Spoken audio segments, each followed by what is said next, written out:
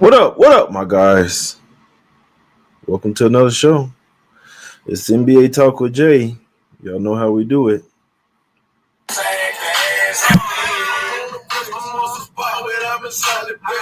You never catch me Tyler Paris. Why did I get married? I'm sick of hearing liars, fucking Jim Carrey. I'm bossing up, pimping like that is all necessary. Like Samuel, it's time to kill the victim. I'm a predator. Outside my social network, it's a business chase on massacre. Got more money. No Damon Wayne. Every time I make it rain, I know I cause a major pain. Sitting behind Teddy Frank like Samuel, I'm changing language fast and slow. Let me explain exactly what I still in the game. Y'all niggas lost like Nemo. I'm so Robert De Niro.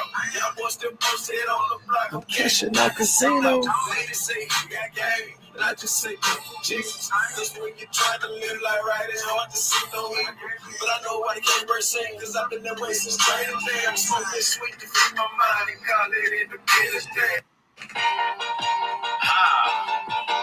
Yeah, I'm bowling.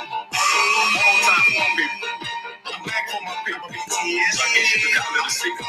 I'm higher than the equal. Fuck it. Say fuck it, I'm going in. Look like it's snowing in. This locals, I'm throwing money. They think that it's fucking funny. But I'm getting money. I'm getting money. I only live one way. It's Monday through Sunday. See me on the highway. They calling me the fly J. Then they see me passing by. They call me the bad J. See me when I drive. They calling me the driveway. And I got a swing. Man, this Texas is the drive. Damn, I'ma do my thing. And I'ma smoke that kush. They calling me Moses. Every time they see me, I'ma burn a bush. What up? What up, my guys?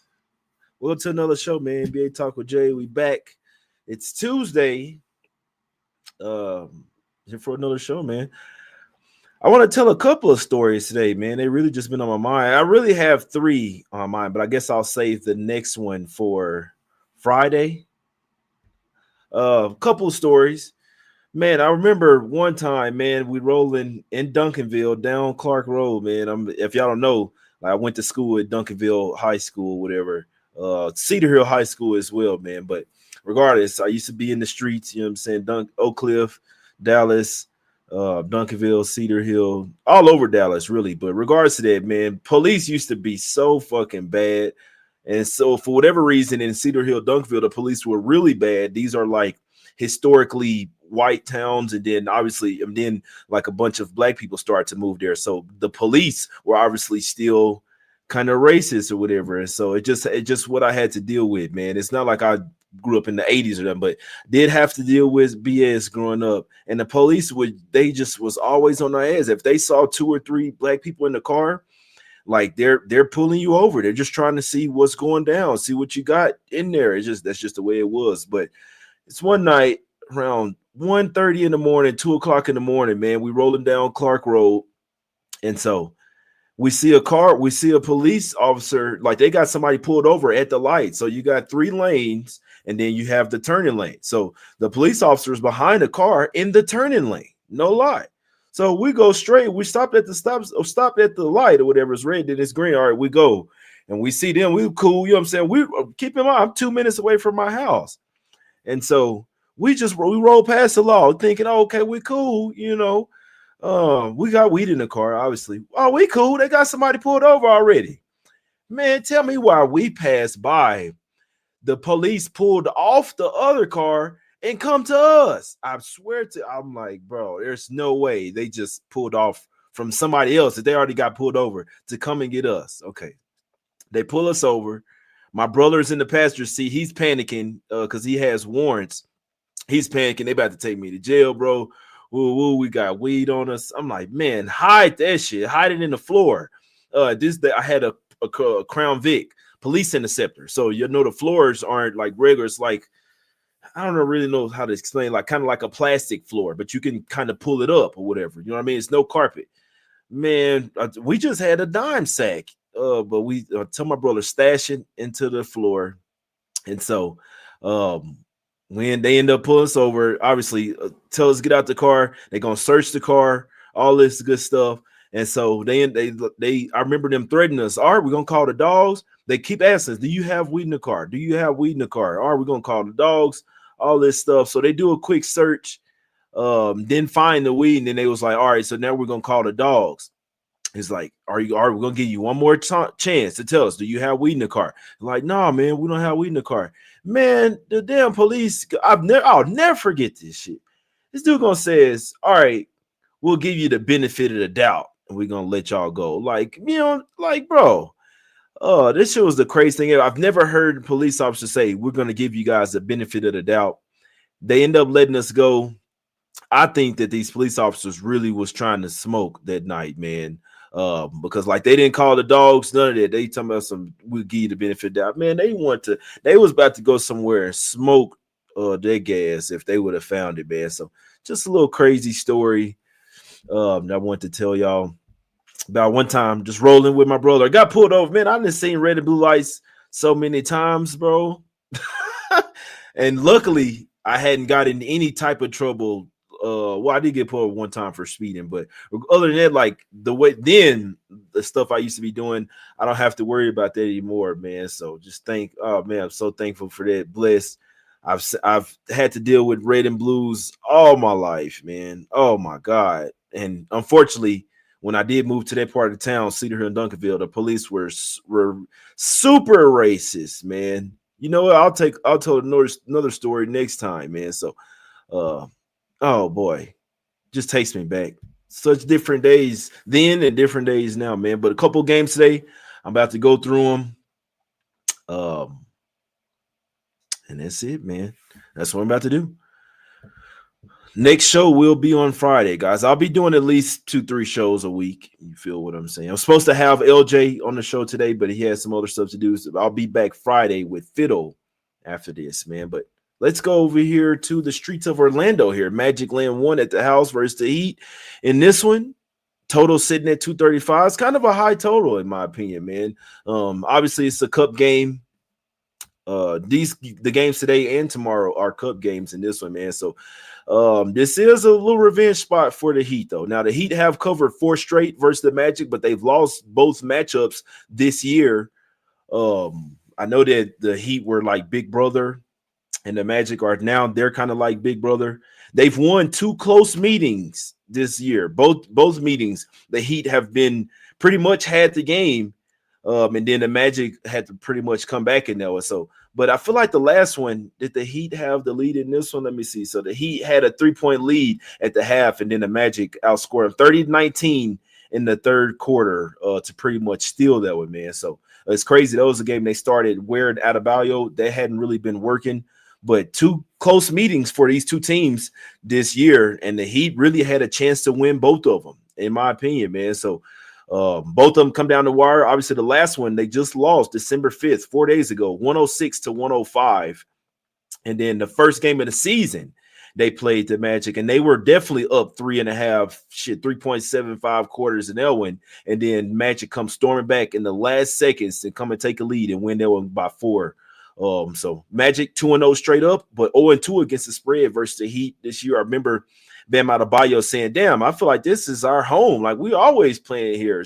And they played 4 of their last 5 games versus these teams in Orlando. 4 of the last 5 meetings have been in Orlando. They play them again. And then they'll have 2 more matchups versus in Miami later this year. But this is the one that matters.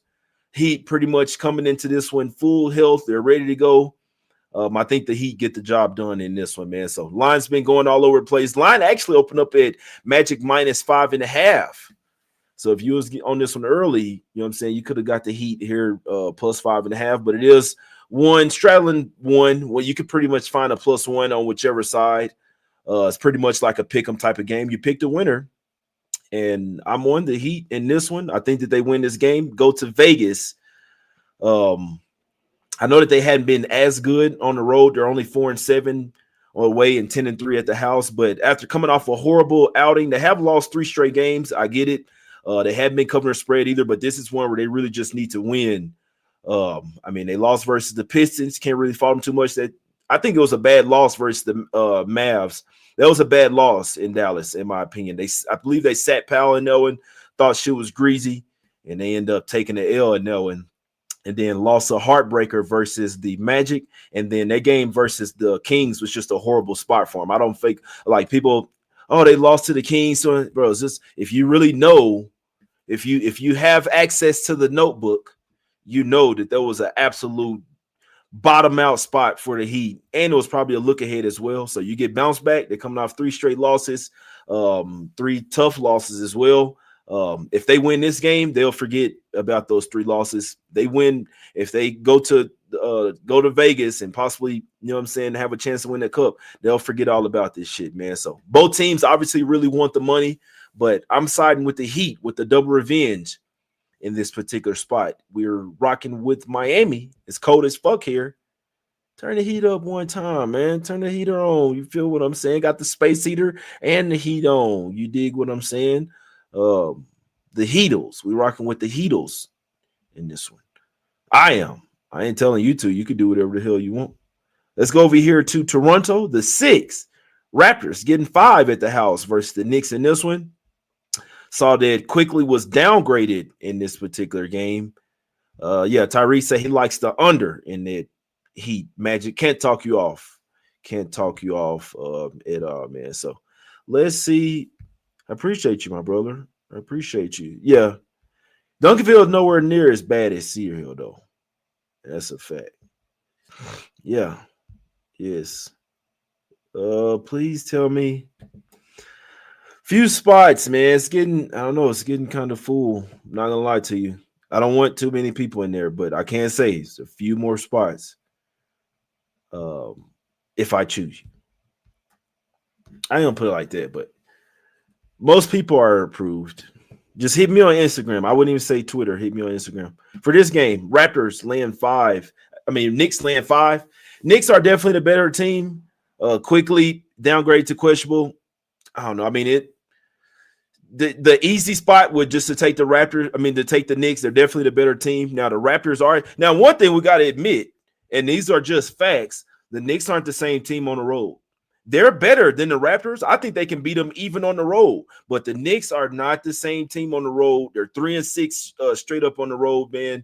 Let me just see what they are real quick. Is road favorites, man. And these are just facts. So this is one thing that has me a little hesitant for whatever reason. Some teams just be Jekyll and Hyde, bro.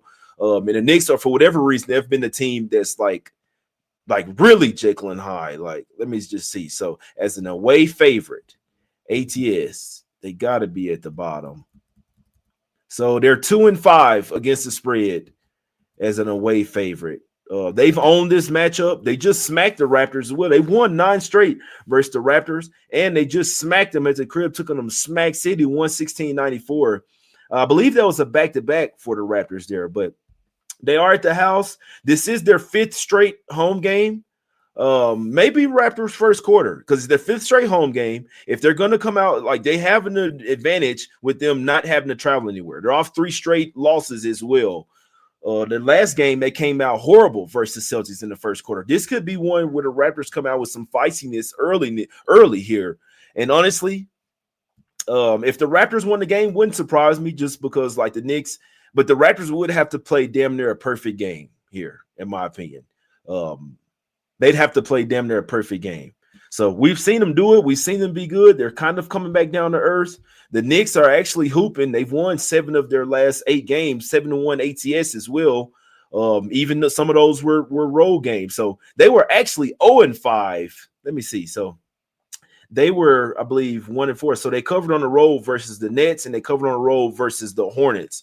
Other than that, they're 0-5 against the spread on the road. So I don't know. Conflicting things going on in this one. It is Knicks or nothing for me, but I can't say shit. If I think Raptors in the first quarter is actually not a bad look. It's actually not a bad look at all, man. So definitely a good day to look at props. If you like props, it's definitely a good day to dive in. My guy says no Deuce McBride. His impact offensively and defensively is huge. That's a fact. Like I said, if I had to bet, it'd probably be Knicks full game. If Raptors get the job done, wouldn't be surprised at all. If Raptors didn't come out with something in the first quarter, I actually would be surprised. I would be surprised. That's it for me, man. So pretty quick show. Pretty quick show for me. My guy says, "Are there any more spots left?" And he says, "Please tell me there's more spots in the group, man." So hit me up on Instagram if you're interested in the private group. That's where I share all my info, any inside info I got, sharp reports, NFL, college basketball. When I do get it is kind of rare, but NFL, NBA, I get those regularly. All my notebook spots, I explain it. I'll let you know pretty much the night before. So if you are interested, you got to hit me on Instagram because for whatever reason, Twitter is tripped out. So hit me up on Instagram, my guys. NBA Talk with Jay or J Money is Money. Send me a DM if you are interested in the private group. That's it for me. I'll be back Friday with my guy Fiddle. It's all love. I appreciate y'all for tuning in, man. I know it's tough times for a lot of people that I know. So just hoping everybody out there doing well, healthy is wealth. And I will be back on Friday, my guys. 2 games today. Trying to get some cash, one time for the one time. And we out, my guys. It's all love. Appreciate y'all for tuning in. We out. Let's go. Let's get this cash.